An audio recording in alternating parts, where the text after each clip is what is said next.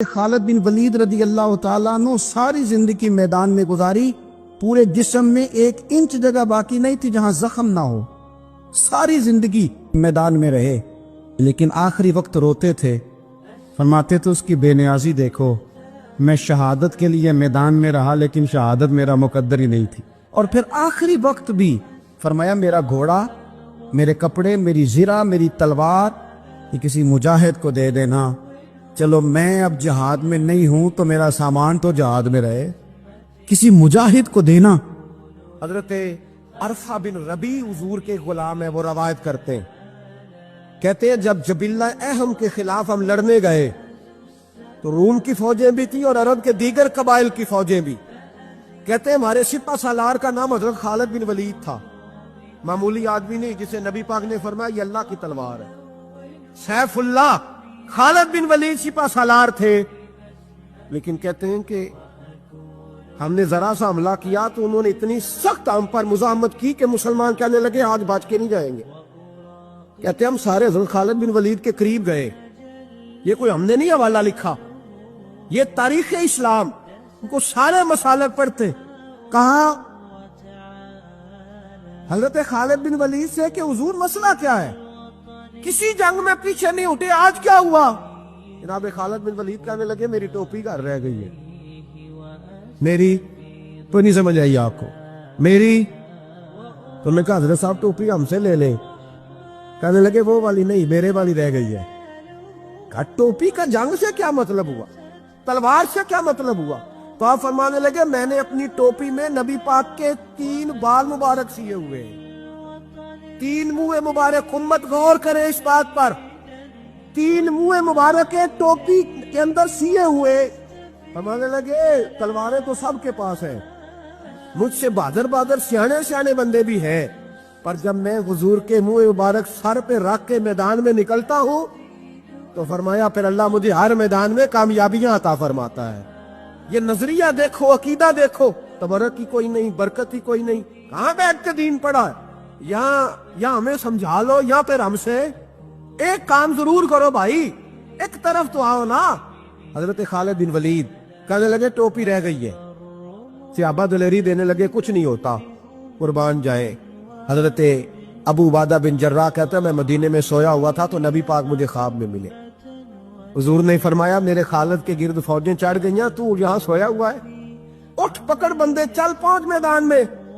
کہتے ہیں میں نے، حضرت ابو عبیدہ بن جراح کہتے ہیں میں صبح اٹھتے ہی میں نے لشکر تیار کیے، گھوڑے دوڑائے، مدد کے لیے نکلے، جب ہم رستے میں جا رہے تھے تو ایک ہمیں نوجوان ملا گھوڑے پہ، سر پٹ گھوڑا دوڑا رہا ہے اور بڑی اس کی تیزی ہے، کہتے ہم نے آواز دی تو اس نے اور تیز کر دیا، حضرت خالد بن ولید کے میدان کے قریب پہنچ گیا، کہتے میں نے 2 سپاہی دوڑائے، میں نے جا کے کہا اس سے روکو کون ہے؟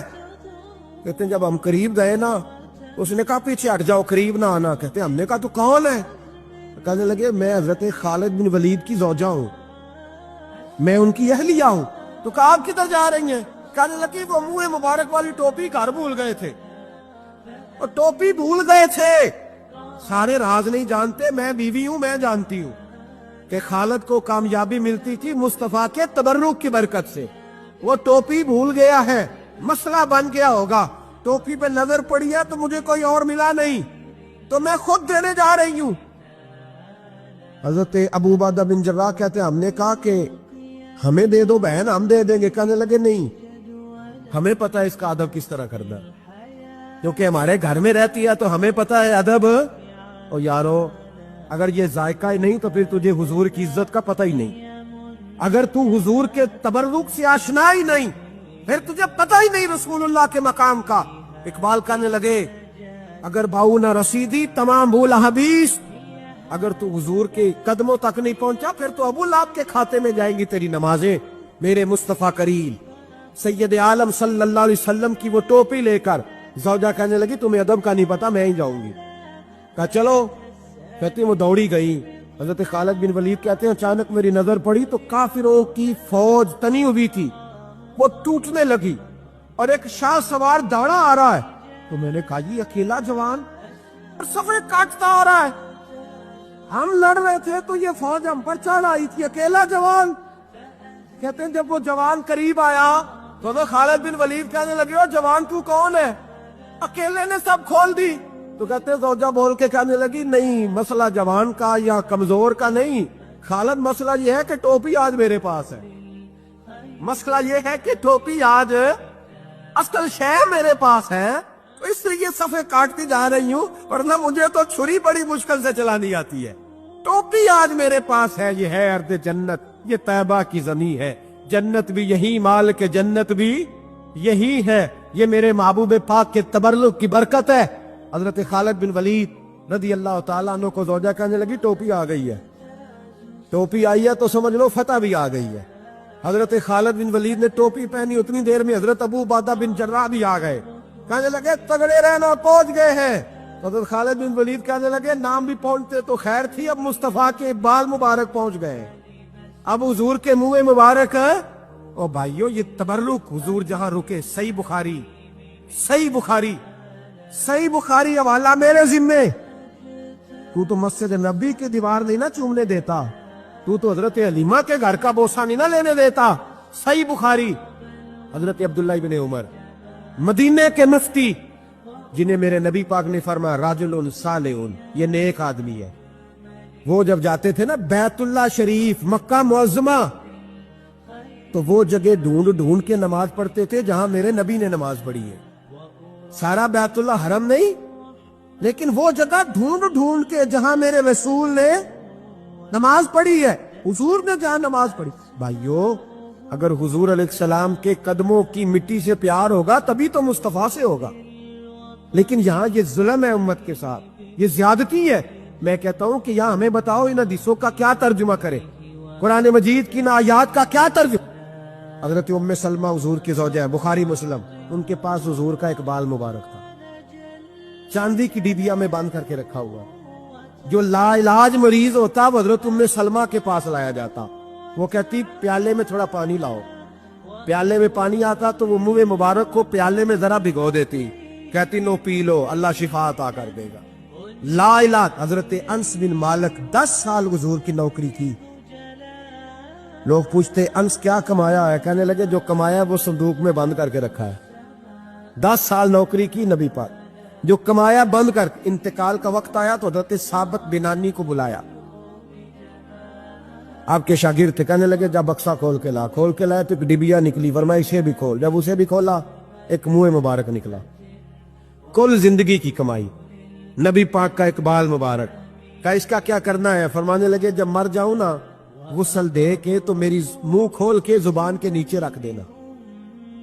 حضور اس کا کیا فائدہ؟ پر میں جب فرشتے حساب لینے آئیں گے من ربو کا بولیں گے، پہلا لفظ کہنے کے لیے منہ کھولوں گا تو سامنے حضور کا منہ مبارک ہوگا. ان میں سے ایک صحابی کا تذکرہ، ایک جلیل القدر حضرت ابو عبیدہ بن جراح رضی اللہ تعالی. حضرت ابو عبیدہ بن جراح رضی اللہ تعالیٰ عنہ ان قرون اولا کے لوگوں میں سے جنہوں نے بالکل ابتدا میں حضور کے دست اقدس پر کلمہ پڑھ لیا تھا. بالکل شروع میں دار ارقم کے دنوں میں، شاید اس سے بھی قبل حضرت صدیق اکبر رضی اللہ تعالیٰ عنہ کی دعوت پر یہ مسلمان ہو گئے. بالکل شروع کے لوگ ہیں وہ، جو 10 لوگ جنہیں حضور نے جنت کی بشارت دی، 10 مبشرہ، ان میں نام ہے حضرت ابو عبیدہ بن جراح کا. صحیح بخاری میں حدیث ہے، نبی پاک صلی اللہ تعالی علیہ وسلم نے فرمایا ہر امت کا ایک امین ہوتا ہے، اور فرمایا میری امت کے امین حضرت ابو عبیدہ بن جراح ہیں رضی اللہ تعالیٰ عنہ. اہل نجران کے کچھ لوگ آئے، انہوں نے عرض کی حضور کوئی ایک شخص ہمارے ساتھ روانہ کرے، اور بندہ کوئی امانت دار ہو، امین ہو. تو حضور مسکرائے، فرمایا میں تمہیں ایسا امانت دار دیتا ہوں کہ وہ اس طرح کا امانت دار ہے جس طرح کا کسی کو امانت دار ہونا چاہیے. ختم ہو جاتی ہیں اس سے آگے پیچھے یہ ساری تعریفیں. فرمایا اس طرح کی امانت دار کو تمہارے ساتھ بھیجتا ہوں. وہ کون ہے؟ فرمایا حضرت ابو عبیدہ بن جراح. اتنے فضائل جس شخص کے ہیں. آپ لوگوں کی کمزوری نہیں، یہ ہماری کمزوری ہے. ہم نے چاند ایک صحابہ کے تذکرے کیے، باقی بزرگ ترین شخصیات امت کے سامنے آنے سے وہ اس لیے رہ گئیں کہ ہماری ترجیحات کچھ اور چیزیں تھیں، ہمارے فکر کی جولانیوں میں کچھ اور چیزوں نے جوش زیادہ مارا۔ حضرت ابو عبیدہ بن جراح وہ خوبصورت آدمی ہے کہ ابن ماجہ میں ایک بڑا انوکھا فرمان موجود ہے۔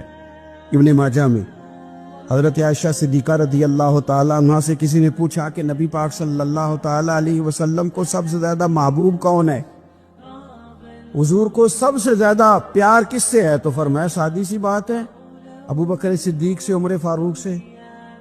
اس شخص نے کہا نہیں، میں ان کے بعد پوچھنا چاہ رہا تھا۔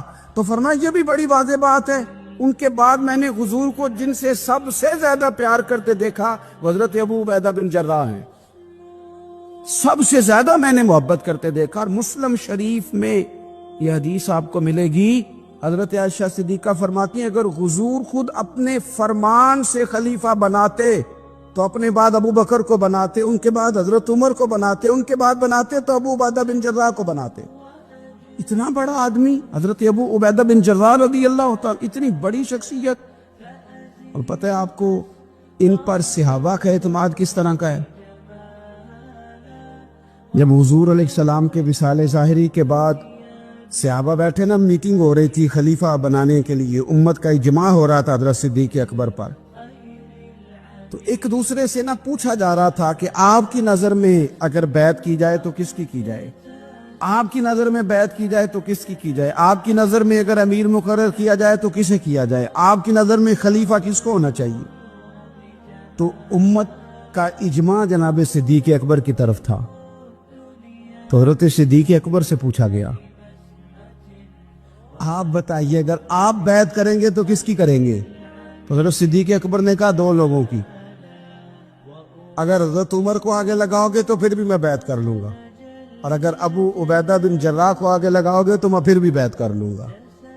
میں ان دونوں کی بیعت کرنے کو تیار ہوں۔ یار اتنا بڑا آدمی، کتنی کو کتابیں لکھی جانی چاہیے تھی، کتنے کو دن منانے جانے چاہیے تھے، کتنے کو ان کے نام ہمیں خطبے کرنے چاہیے، کتنے کو تذکار ان ہستیوں کے ہونے چاہیے۔ حضرت عمر فاروق رضی اللہ تعالیٰ عنہ کا وصال ہو رہا ہے، کیونکہ جناب ابو عبیدہ بن جراح رضی اللہ تعالیٰ عنہ پہلے وصال فرما گئے تھے، تو جناب عمر فاروق رضی اللہ تعالیٰ عنہ کا وصال ہو رہا ہے۔ کسی نے کہا کسی کو خلیفہ نامزد کر دے، فرمایا 6 لوگوں کی میں نے کمیٹی بنا لی ہے، کسی کو بنا لینا۔ ہاں اگر آج ابو عبیدہ بن جراح ہوتے تو پھر میں کمیٹی نہ بناتا، پھر میں ان کو امیر بناتا، اور اگر رب مجھ سے پوچھتا کہ عمر کس کو امیر بنا کے آئے ہو تو میں کہتا اے اللہ جسے تیرے نبی کریم نے امین فرمایا تھا انہیں میں امیر بنا آیا ہوں۔ اتنے بڑی شخصیات، اتنے بڑے نام، اتنا بڑا مرتبہ، اور پھر 2 ہجرتیں کی حضرت ابو عبیدہ نے، حبشہ بھی گئے، مدینہ بھی آئے، ہر جہاد میں شامل ہوئے، اور عشق کے امتحان دینے کی باری آئے تو سب سے پہلے دیے۔ زرہ کی 2 کڑیاں ٹوٹ کے احد کے میدان میں حضور کے رخساروں میں پیوست ہو گئی تھی، دوڑ کے آئے حضرت ابو عبیدہ، اور ایک کڑی اتاری، اپنے دانت سے زور سے کھینچی تو ایک دانت ٹوٹ گیا، پھر دوسری کڑی زور سے نکالی حضور کے رخسارے نور سے تو دوسرا دانت ٹوٹ گیا، لیکن حضور کی تکلیف برداشت نہیں کر سکے۔ عجیب امتحان لیا ان کی محبت نے بھی، عجیب امتحان لیا۔ اعظم بلا سے اپنی وہ ہستی ہی کیوں نہ ہو، جو چیز اس کی راہ میں حائل ہو پھونک دو۔ عجیب امتحان لیا۔ احد کے میدان میں ان کے والد ان کے مقابلے میں آ گئے تھے۔ یہاں تو مقابلہ ہوتا ہے نا دولت اور دین کا، تو لوگ کمزوری دکھا جاتے، وطن اور دین کا تو لوگ کمزوری دکھا جاتے۔ یہاں تو مقابلہ ہوتا ہے نا ہمارا اپنے نفس کی خواہشات اور دین کا، تو غلبہ کچھ اور چیزیں لے جاتی ہیں، لیکن سامنے باپ ہے اور اس طرف دین ہے، حضور کی محبت ہے، نبی پاک کی غلامی ہے، مقابلہ ہو رہا ہے، قبول کس کو کرنا ہے؟ حضرت ابو عبیدہ نے پھر فیصلہ کیا، میدان احد میں تلوار اٹھائی اور باپ کی گردن کاٹ کے پھینک کے لوگوں کو بتایا کہ کائنات میں ہم سب سے بڑھ کے پیار کرتے ہیں تو مدینے والے مابرب سے کرتے ہیں۔ اتار دی گردن باپ۔